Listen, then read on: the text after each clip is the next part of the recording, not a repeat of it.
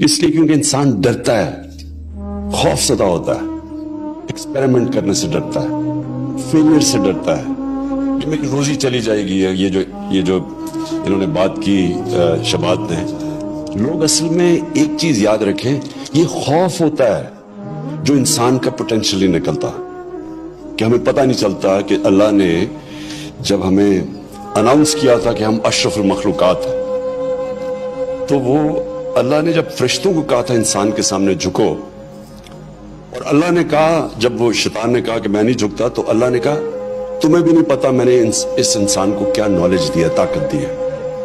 तो वो इंसान को भी नहीं पता, और 99.9% लोगों को इस चीज का नहीं पता।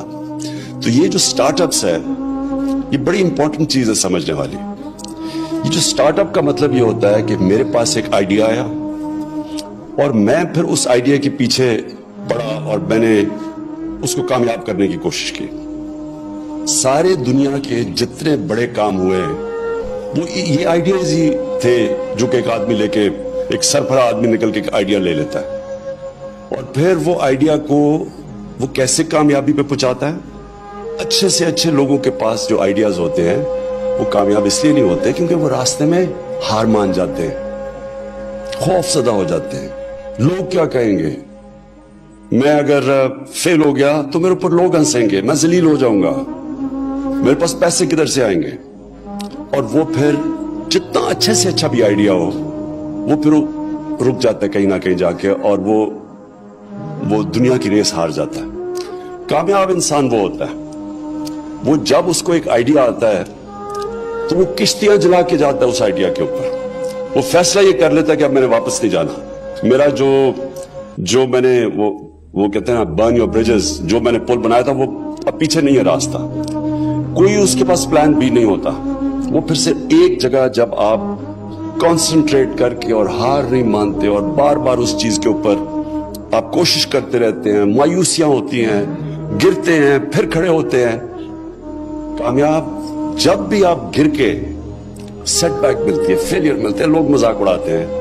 जब आप फिर खड़े का मतलब ये कि आप तज्जिया करते हैं कि मेरे से क्या गलती हुई, ये मेरा आइडिया क्यों नहीं मैं पहुंच सका। वो जो तज्जिया होता है जिसमें सोल सर्चिंग जिसे कहते हैं, जब आप फिर से अपनी वो जो गलती होती है उसको दूर करके जब आप फिर पैरों पे खड़े होते हैं, आप पहले से ज्यादा तकड़े हो जाते हैं, अपनी मिशन के करीब पहुंच जाते हैं। और ये मुसलसल एक प्रोसेस है जिसको स्ट्रगल कहते हैं। कुरान में भी अल्लाह कहता है कि मैं तुम्हें उतना ही दूंगा जितनी तुम जद्दोजहद करोगे, स्ट्रगल करोगे।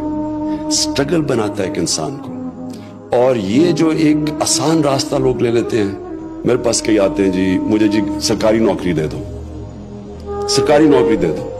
मैं कहा क्यों सरकारी नौकरी चाहिए, बस जी पेंशन लग जाएगी, आएगी, काम करो या ना करो, की तनख्वाह मिल जाएगी। ये जो रास्ता होता है तबाही का रास्ता है।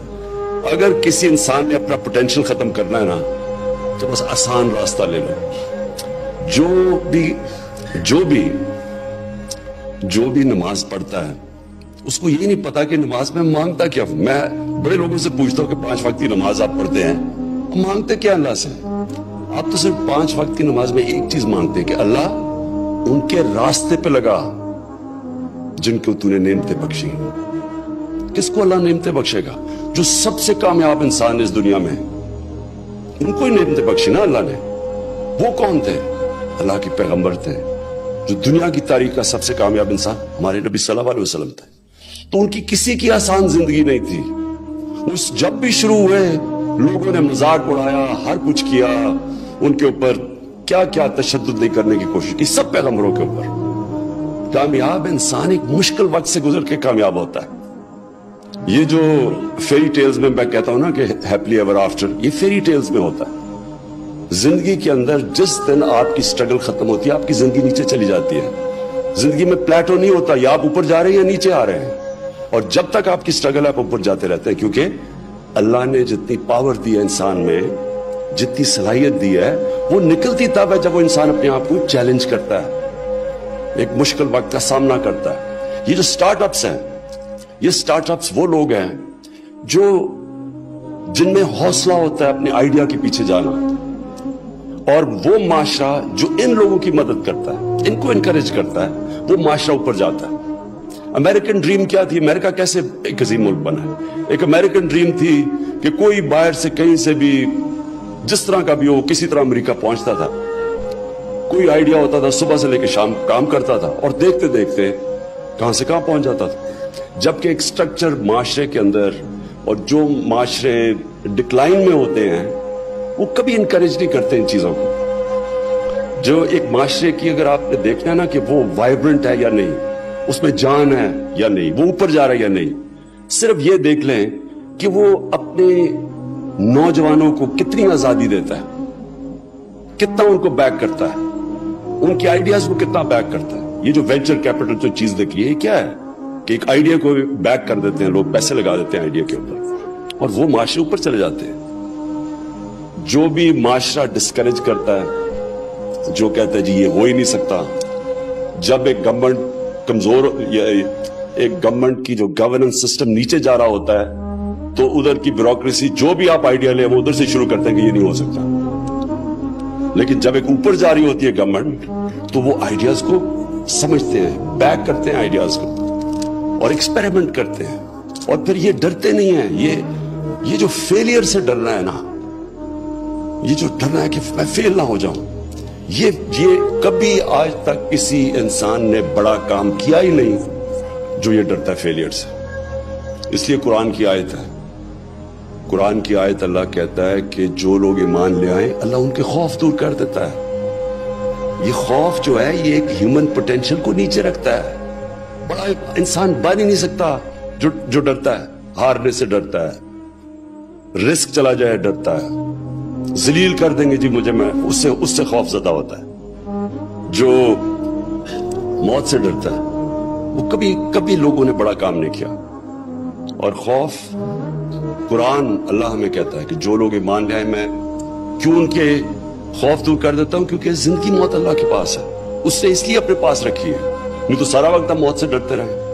وہ موت کا خوف دور کرنے کے لیے ہمیں کہا تم کچھ نہیں کر سکتی, میرے ہاتھ میں.